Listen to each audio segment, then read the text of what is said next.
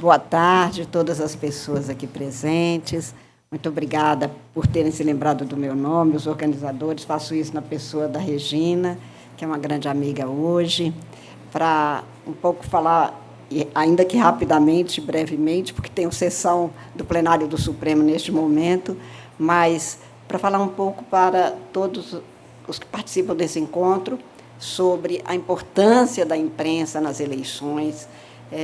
Tenho repetido já há muito tempo, desde a primeira vez que fui juiz eleitoral no Tribunal Superior Eleitoral, que nem se constrói uma democracia, evidentemente, sem uma imprensa livre, comprometida e responsável, e nós temos tido, historicamente, e desde o Império, grandes jornalistas que contribuíram para os maiores avanços que nós tivemos no Brasil, mas aprendi como juíza que não é possível realizar eleições também seguras, transparentes e rígidas, para que o eleitor tenha a segurança, a eleitora saiba que o que ela coloca no voto é a escolha que ela fez de forma autônoma, com as informações que ela tem para fazer suas escolhas, e sem a imprensa nós não conseguimos fazer isso. Por isso a importância da imprensa, que é na vida de todos nós, advogados e juízes nem se fala, mas especialmente para todas as brasileiras, para todos os brasileiros, se a imprensa é importante, no momento das eleições, essa importância se avulta. E isto não é retórica, é o compromisso. Ainda há poucas horas atrás, fazia uma reunião exatamente para dizer que tanto a imprensa nos ajuda, fazendo com que a gente tenha um aperfeiçoamento deste princípio da publicidade, que é um princípio constitucional, publicidade no sentido de oferecer ao público, e não é um público ícone, não é um público conceitual, é cada cidadão brasileiro, os dados necessários para que ele possa livremente fazer suas escolhas. Isto sempre foi assim. Um grupo coordenado pela professora Heloísa Starling, na Universidade Federal de Minas Gerais, está trabalhando, pena que não pude trazer agora, mas prometo que posso convidar todos os senhores e as senhoras para verificarem isso no Tribunal Superior Eleitoral, um fio da história de eleições no Brasil desde o Império. Fizemos um belíssimo trabalho de pesquisa em que verificamos como se passou em cada legislação, em cada movimento, e até mesmo músicas que eram utilizadas durante todo este período, como jingles de campanha, como formas de chamar o eleitor e de elucidar o eleitor. E a imprensa, desde o Império, exerce esse papel de esclarecer, de clarear e também de ajudar um pouco a empurrar a história no sentido de, com esses dados, verificar o que o cidadão e a cidadã brasileira mais precisam para que eles possam querer dentro de uma necessidade que nem sempre fica claro sequer para eles mesmos. Essas duas exposições têm esta finalidade, de mostrar a importância que se tem para a cidadania brasileira, o papel que nós todos na sociedade desempenhamos. Isto sempre foi importante, portanto, sem nenhum tipo de questionamento. Entretanto, nos últimos tempos, com as novas tecnologias, há uma transformação do tipo de informe que é passado, do tipo de dado que é passado, e que faz com que a necessidade de nós, juízes eleitorais, conversarmos com o eleitor de uma maneira distinta da que a gente tinha antigamente. Mas nós passamos também a precisar mais da imprensa livre, da imprensa comprometida, da imprensa responsável. Exatamente porque, hoje, todas as pessoas recebem, nas suas telas, o celular, o iPad, nas televisões, com todo tipo de tela, transmite um volume de dados que é de tal maneira vultoso que não dá para ninguém raciocinar. E quem tiver um pouquinho de conhecimento sobre neurociência sabe que, vou usar uma expressão que a minha mãe usava para outro tipo de situação, mas que é como um barro jogado na parede. Pode até não grudar, mas deixa marca. Na hora que a segunda vez for jogado de novo, aquele informe, aquele dado, aquilo vai grudando e vai criando uma crosta que, no final, você não vê mais a parede, você vê aquilo como se fosse o revestimento mesmo. E, muitas vezes, isso embaça a própria liberdade. O processo eleitoral é isto e apenas isto. uma forma de se institucionalizar espaços de exercício legítimo de liberdade para a escolha de governantes. Numa democracia representativa, ou até nos mecanismos de democracia direta, um referendo, um plebiscito legítimos, eu estou falando de democracia, o cidadão livremente escolhem o que eles querem para a vida deles, para o presente e para o futuro. A justiça eleitoral, diferente de políticos, e por isso é que é um ramo do Poder Judiciário no Brasil como opção desde a década de 30, o político pensa nas próximas eleições. A justiça eleitoral pensa nas próximas gerações. Nós, assim, oferecemos espaço para que cada cidadão faça escolhas que comprometam a vida no presente. O princípio da procura da felicidade é que justifica o constitucionalismo no Estado moderno, muito mais no contemporâneo, mas para que ele pense no futuro, para que ele saiba que prefeito eu preciso para a minha cidade, para que eu possa pensar em como essa cidade vai evoluir, para que eu possa ter um presente bom, coerente com os meus anseios, os meus desejos, mas também para o futuro. E por isso é que, por exemplo, nesta campanha a que se referiu a Regina, e que foi coordenado por ela, sugerido por ela e tudo mais, nós pensamos em conversar diretamente com cada eleitor brasileiro, usando tanto quanto possível a sua própria linguagem. Nós chegamos a denunciar que a mentira pode embaçar a sua liberdade sem que você se aperceba disso, até mesmo em Nhangatu, que é a chamada língua mais comum do Amazonas, para que o indígena, que é eleitor, possa escolher e saber que aquela mentira, e ele ver isso na sua linguagem, pode, sim, comprometer a sua liberdade, que é tudo que a gente não quer. No caso brasileiro, como a chamada Revolução de 30, veio tendo como um dos seus determinantes a corrupção eleitoral que tinha lugar nas primeiras décadas da República, ensejou a criação da Justiça Eleitoral, ramo do Poder Judiciário, portanto, que organiza, planeja, executa as eleições e julga todos os processos cujo objeto seja conflitos eleitorais havidos no processo eleitoral. E, nesse sentido, a imprensa é que faz no processo principalmente nas fases de organização, administração, planejamento, a divulgação daquilo que o eleitor precisa saber, que a eleitora tem que ter a convicção de que é garantia da sua liberdade de escolha. Que o que ele está escolhendo na urna naquela hora, e talvez em nenhum outro momento a gente seja tão livre politicamente, no sentido social, do que na hora que ele está na urna. Porque ninguém vai saber o que você escolheu, ninguém haverá de te cobrar alguma coisa por essa escolha, e este voto vai ser computado, e do resultado desses votos nós teremos uma maioria que qualificou determinada pessoa para ser o eleito. Esta apuração vai ser proclamada, e o proclamado vai ser diplomado, e o eleito vai ser empossado. E ele te representará. Ele não te substituirá, mas será o seu representante. Nessas novas tecnologias que foram sendo criadas para o benefício maior do ser humano, imaginava-se que houvesse mais condições de você não despender tanto tempo com atividades que não seriam necessárias, o empenho humano, e que te dariam tempo para você exercer sua liberdade por outras modalidades. Não é isso que a gente está vendo.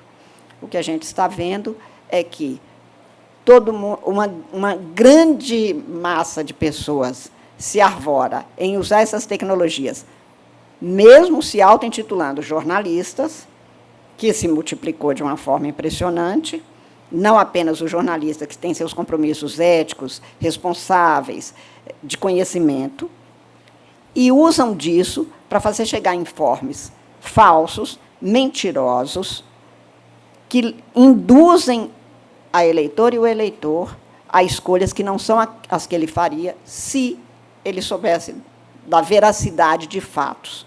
A interpretação dos fatos, a adesão a determinadas interpretações, o que se quer da vida, cada um quer segundo a sua vontade, segundo a sua vocação. E isto é direito de cada ser humano. Entretanto, é preciso que não se falseie, que não se minta sobre aquilo que te é chegado. Eu tenho insistido quando digo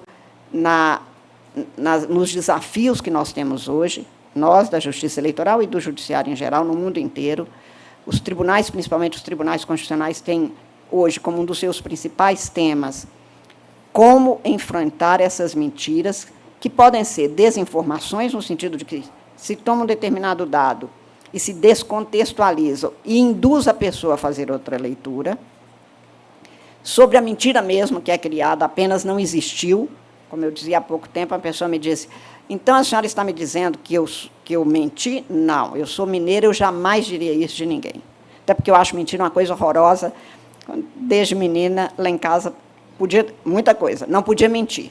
Não podia mentir, não podia desejar algo que não fosse da gente, e não podia ser preguiçoso, porque meus pais tinham horror de gente preguiçosa. Então, esses 3 pecados na minha casa eram proibidos. Mentira, para mim, é sempre uma coisa, portanto, que eu trago como um traço difícil até de considerar outra pessoa. E aí essa pessoa me perguntou, a senhora está dizendo que eu sou mentiroso? De jeito nenhum, não falaria isso de ninguém, acho um horror. Estou dizendo que o senhor está falando uma verdade que não chegou a acontecer. Poderia até ter acontecido, mas não aconteceu.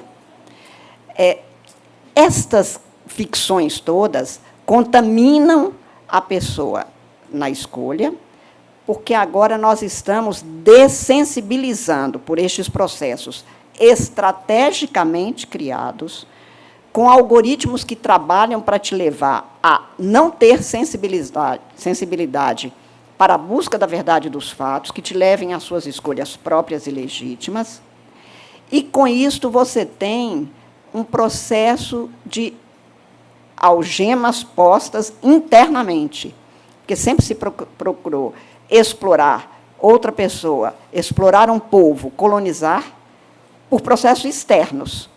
Era a colonização, era a anexação de terras, era por aí que se fazia, portanto, a escravização de alguém. Essas tecnologias criaram formas internas de se deixar levar pelo outro e ser como se fosse um escravizado suave que se deixa levar.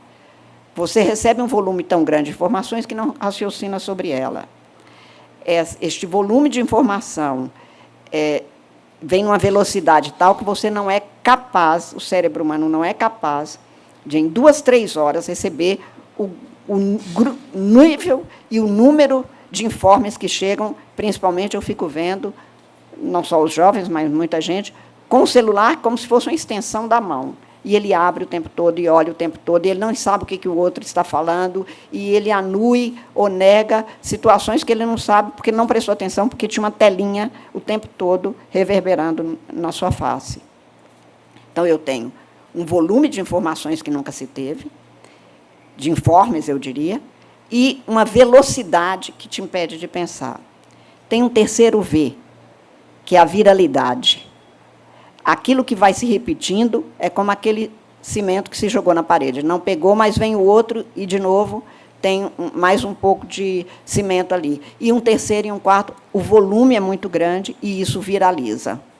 E esta viralidade é mesmo um vírus, uma doença, alguma coisa que passa, todo mundo está dizendo a mesma coisa, quando alguém vem te falar, você nem pensa para acreditar. Ah, já me disseram isso mesmo. Era isso mesmo que... Escutei que fulano morreu. Não, fulano às vezes está vivo. Não, mas eu vi que ele morreu. Como assim? E há um outro dado, e novo dado, que é o 4º V, que eu costumo chamar, e que é muito grave, que é o da verossimilhança. Isto era um livro, e você sabia que era um livro. Agora, parece que é um livro. E, como me disse outro dia um candidato, já agora com pedido de registro, ele dizia, ministra, me apresentaram eu falando, uma coisa que eu nunca falei, mas era eu mesmo falando, só que não era eu.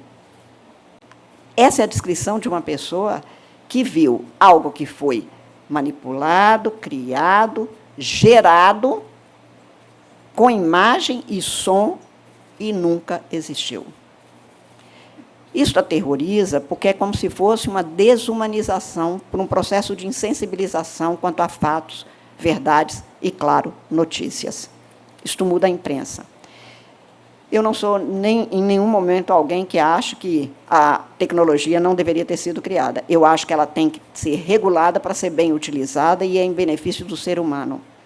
E, portanto, eu acho cada vez mais que a imprensa profissional desempenha um papel, neste momento, como talvez ela nunca tenha tido importância, desde a Segunda Guerra Mundial, eu digo da Segunda Guerra Mundial, pelo tanto que precisamos da imprensa naquele período para que houvesse a denúncia contra as atrocidades, as iniquidades cometidas. A imprensa desempenhou um papel ali para que, fora dos locais de destruição, de extinção, de busca de extinção dos seres humanos, que a imprensa que denunciava, a imprensa possível de ser exercida com o preço da vida de tantos profissionais da imprensa.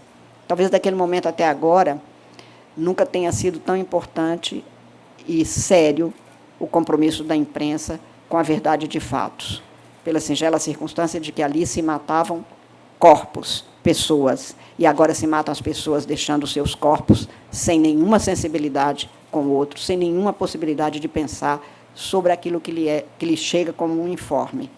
Num processo eleitoral, portanto, em que o que a gente quer é a liberdade mantida na sua integralidade para a integridade do voto, do processo eleitoral, e para a integridade da liberdade de cada ser humano. O papel da imprensa é essencial. Da minha parte, como juiz eleitoral brasileira, eu conto com todos os senhores profissionais da imprensa, espero que me digam que está certo, que está errado, como pode melhorar, e, principalmente, não a mim, mas a cada eleitor brasileiro, que os senhores sejam capazes de fazer face, ser uma resistência permanente, mas, principalmente, ser o canal apropriado e confiável de cada cidadã e de cada cidadão brasileiro.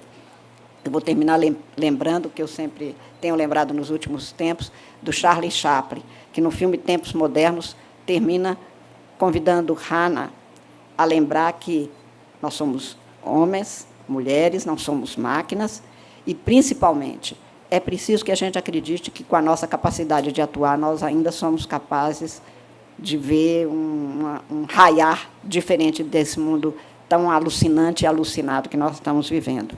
Conto com todos os senhores no processo eleitoral, espero que a gente chegue a bom termo daqui a 42 dias, e isto, claro, o TSE conta com vocês, a Justiça Eleitoral brasileira, mas, principalmente, a democracia brasileira continua contando com todos os profissionais de imprensa. Muitíssimo obrigada.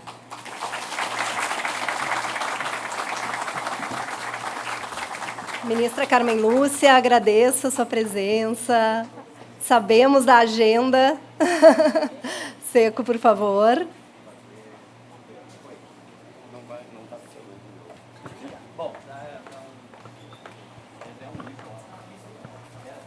Então, esse é o livro que foi escrito por mais de 15 autores, ministra. Como transformar tendências em ações. É um presente da Alright, do Domingo Seco, para a nossa ministra. Muito obrigada por nos encaixar na agenda, pela disponibilidade de estar conosco.